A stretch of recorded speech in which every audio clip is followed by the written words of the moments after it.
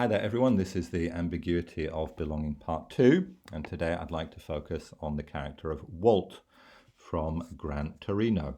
Now, at first sight, we might say that Walt, as far as belonging is concerned, isn't really a particularly ambiguous character at all. He certainly has phases in his life where he belongs strongly, other phases where he doesn't really belong at all, but there's nothing particularly ambiguous about it. So for example, if we look at the earlier part of his life, we're talking 1960s, 1970s, he was working in the Detroit motor industry, he had a successful family life, a well-paid job, and he was living in a neighborhood surrounded by people who were just like him. And this, of course, would have given him this sense of manly dignity, of self-reliance and independence that is so important to him. If we look at Walt at the beginning of the film, I think things are equally clear-cut and unambiguous, even though they've turned around completely. Here, he doesn't really belong at all anymore. So all the people who used to live in his neighborhood have moved away. They've been replaced by the Hmong, who he despises, doesn't get on well with at all.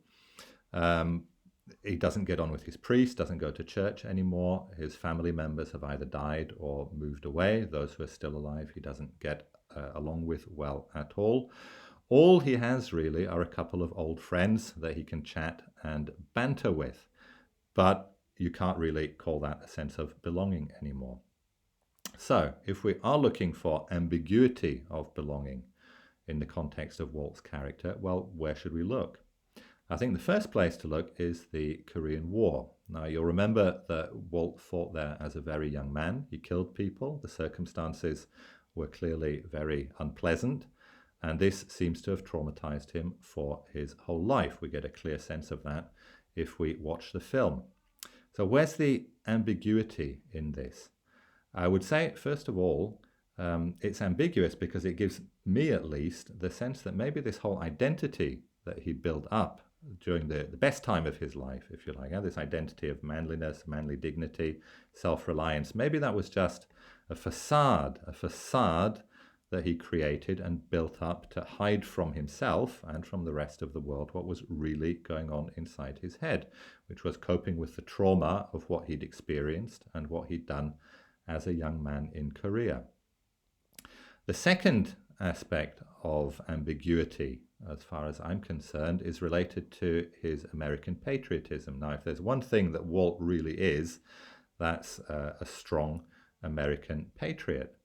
But can you really feel a strong sense of belonging towards a country that sent you to war as a young man and left you traumatized for your whole life?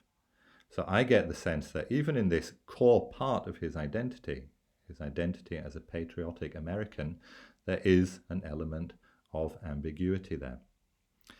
Now, the second place I think we need to look to find an ambiguity of belonging in Walt is the very end of his life. Now, you'll remember during the film, Walt is moving towards a new sense of belonging. He becomes friends with this Hmong family, Tao in particular. He mans Tao up so that towards the end of the film, they're more a new family than just a set of friends for him. And the crowning, if you like, the high point of his sense of belonging, you could actually argue, is this sacrifice of his life at the end of the film to stop the cycle of violence between the Hmong family and the Hmong gang.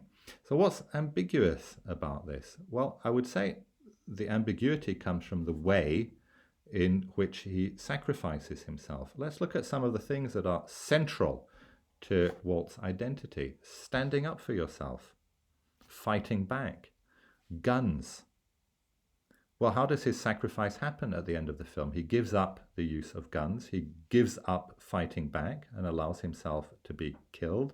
He gives up standing up for himself, again, by allowing himself to be shot. It's a very Christian, selfless way of sacrificing himself.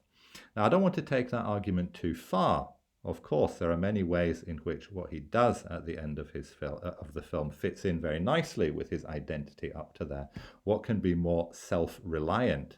What can be more full of manly dignity than giving up your life for someone else? But you can see there's an ambiguity there. It fits in some ways.